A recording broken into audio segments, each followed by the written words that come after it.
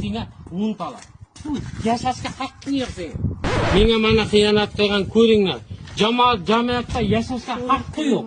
Eshityapsizlarmi? Haqqi yo'q jamiyatga. Hamma meni xo'rlagan yetimning borqi monglayini bitib ishlasa, shu o'sib ketadi borqi yetim bachalar. Yig'ladi kecha telefon o'ziga ham telefon qildi. Rossiyalardan ham e'landi qayt deb. Men kechiraman dedim Moqiya. Hammasini kechirdim. Otasi bilan yenasi aytgandan keyin kechirdim. Hamma narsani kechirdim. Xiyonat qilganigacha kechirdim borqi, tushunyapsizlarmi? Men o'zimni oqlash uchun bular hozbandixona olib keldim.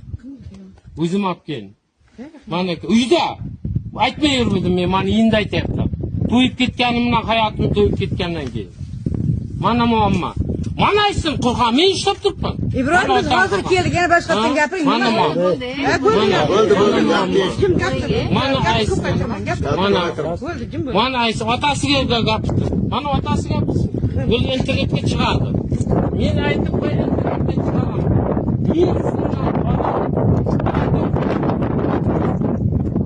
Men aytgan, hamma narsa aytgan. O'zi reklama qilib Talanglar bit, mendan talanglar bit. Minjirakka xalqning ichida talang bor. Talang. Yo'q, men yashamayman.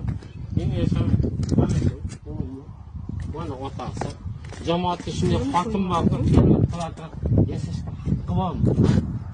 Senga untala. Yashashga haqqing yo'q senga. Nima yo'qale? Mana yo'qal billah.